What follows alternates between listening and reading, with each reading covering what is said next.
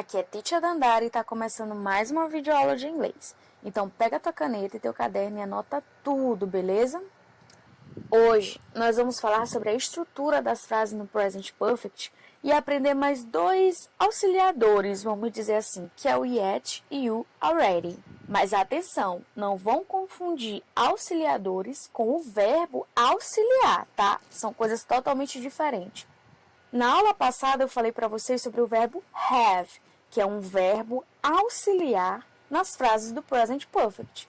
Eu sei que muitos conhecem esse verbo traduzido pelo verbo ter, e é também, como nessas duas frases que está aparecendo aqui na tela. I have 2 handbags and 3 hats. Ou essa frase, a mesma frase, só que na terceira pessoa, que ficou She has 2 handbags and 3 hats. Então, esse verbo have, aí eu vou fazer a tradução dessa frase, fica assim: eu tenho 2 bolsas de mão e 3 chapéus. Ou ela tem 2 bolsas de mão e 3 chapéus. O verbo have está corretamente conjugado na primeira e na terceira pessoa e significa ter. Só que essas duas frases não são present perfect. Essa que é a diferença. No present perfect, o verbo have não é verbo principal. Ele é somente um verbo auxiliar, como nessa frase: I have worked at Tieba since 2018.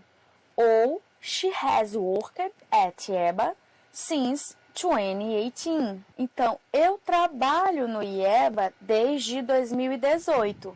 Veja, o verbo have, ele não precisa necessariamente ser traduzido para eu entender o sentido dessa frase. Então, present perfect são ações que não são mudadas no presente. Só que, geralmente, quando a gente vai traduzir essas frases para o português, a gente traduz no presente. Vocês usam o particípio do verbo no passado, mas quando a gente vai fazer a tradução, a gente usa o presente. Tá, mas vamos para o que interessa, para a gente poder compreender melhor o que é esse tempo verbal. Vamos entrar na estrutura da frase do present perfect. Como eu faço uma afirmativa, como eu faço uma negativa e como eu faço uma interrogativa. Eu vou pegar essa mesma frase que eu já dei para vocês lá no comecinho da aula, para a gente não se perder e vocês conseguirem visualizar o que eu estou querendo dizer direitinho. Olha essa frase: I have worked at Tieba since 2018. Essa frase ela está na afirmativa, porque ela começa com o sujeito, ela tem o verbo have, certo? Depois do sujeito. Depois a gente coloca o particípio do verbo no passado, que todo mundo aqui já sabe como que eu sei, como é que eu chego no particípio do passado. E depois eu tenho o complemento dela. A mesma estrutura dela na primeira pessoa, na segunda e tudo mais, serve para a terceira pessoa. A diferença é que em vez do have, eu vou usar o has, mas eu vou ter o sujeito primeiramente, depois o verbo have conjugado, que no caso ficou aí has, depois o particípio do verbo no passado, que nesse caso é o worked, né? Então, work é um verbo regular, por isso que o particípio do passado também é o mesmo worked, ou seja, ele flexionado no passado, e o complemento. Vamos transformar essa mesma frase para negativa. Olha só como ela vai ficar. I have not worked at IEBA since 2018. Olha só a estrutura dessa frase na negativa. Primeiro eu tenho um sujeito, que nem é afirmativa. Depois eu tenho o verbo have ou o verbo has, dependendo aí do sujeito. E logo depois do verbo have, eu coloco o not. É só isso que vai mudar na negativa, porque o resto vai permanecer igual. Porque depois do not eu tenho o particípio do verbo no passado e depois o complemento, como vocês estão vendo aí na telinha. E para a terceira pessoa, eu coloco o not depois do has. Prestou atenção? Professor, e na interrogativa, como é que eu faço? Vocês lembram que o have é um verbo auxiliar? Toda vez que eu tenho um verbo auxiliar, eu faço essas mudanças, vamos dizer assim, na frase. Lembra quando era o do, que é verbo auxiliar do presente? Eu acrescentava o not depois do do. O did, eu também acrescentava o not depois do did. Nas frases interrogativas, eu coloco o did no começo da frase, eu coloco do no começo da frase, que são verbos auxiliares, e com have não seria diferente. Nas frases interrogativas do present perfect, eu pego esse have e coloco no começo da frase. Olha como ficou a nossa frase na interrogativa. Have I worked at EBA since 2018? Então, eu tenho o verbo have no começo, depois o sujeito, o particípio do verbo no passado, mais o complemento e, por final, que eu sempre coloco, porque sempre esquecem o ponto de interrogação, mas ele é super importante, tá, gente? É uma interrogativa. Então, aí vocês estão vendo as estruturas do present perfect, tá? A afirmativa, a negativa e a interrogativa. Anotem, porque elas são primordiais para a gente entender como formar frases nesse tempo verbal. Então, dentro das frases do present perfect, eu também posso encontrar contrações, tanto nas frases afirmativas como nas negativas. Nas interrogativas, não, mas nas afirmativas e negativas, sim. E quais são essas contrações do present perfect na afirmativa? Por exemplo, I have fica I've, you have, you've, we have, we've, they have, they've.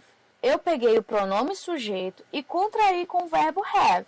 Mas percebam que aí não está aparecendo a terceira pessoa, porque na terceira pessoa o verbo fica has. Então a contração também vai mudar. Então she has fica she's, he has, his, it has, its. Então se eu colocar a contração nessa frase que a gente está analisando nessa aula, vai ficar assim: I've worked at EBA since 2018. E na terceira pessoa, she's worked at EBA since 2018. Certo? É fácil, não é difícil fazer a contração no present perfect.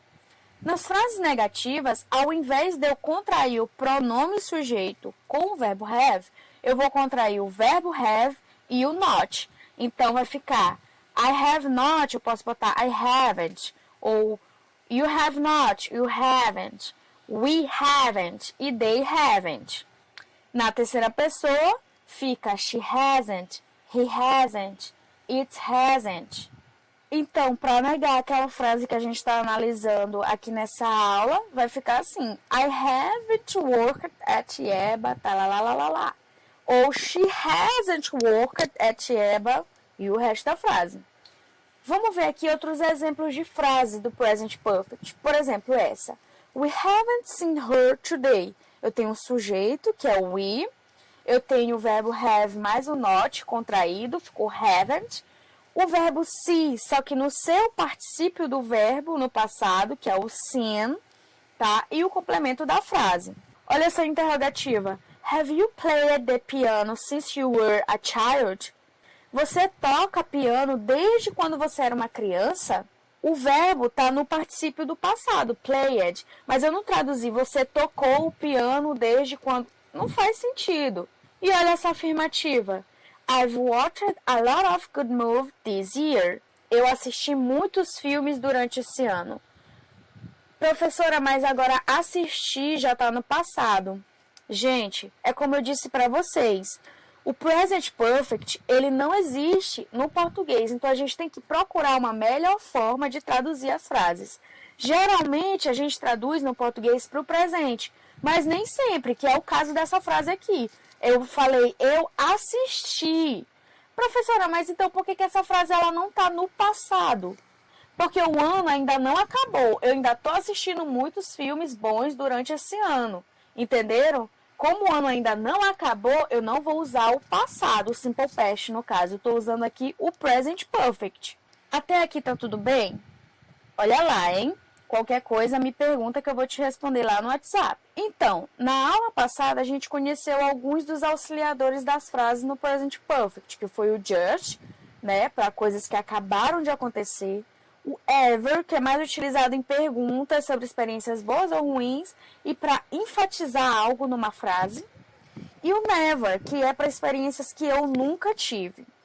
Hoje a gente vai conhecer o yet e o already. Vamos começar pelo yet. O yet, assim como o ever, ele significa já nas frases interrogativas. Mas nas frases negativas, ele significa o ainda. Ele é utilizado primordialmente nessas duas formas, na negativa e na interrogativa. Não significa que ele não é utilizado nas afirmativas. Mas aqui, principalmente no Present Perfect, ele é utilizado nessas duas formas mesmo. E atenção, o yet é sempre colocado no final das frases. Olha esse exemplo. I haven't bought the car yet. Eu ainda não comprei esse carro. O yet lá no final da frase, mas na minha tradução ficou bem aqui no começo, né? Eu ainda não comprei. Olha essa segunda. They haven't eaten yet. Eles ainda não comeram. E observa essa frase aqui na interrogativa. Have you finished this video yet? Você ainda não terminou esse vídeo? Vamos ver agora o already. O already, ele também significa já. E ele é empregado somente nas frases afirmativas do Present Perfect. Então, olha esse exemplo. I've already told her, but she won't listen to me. Eu já falei para ela, mas ela não quer me ouvir.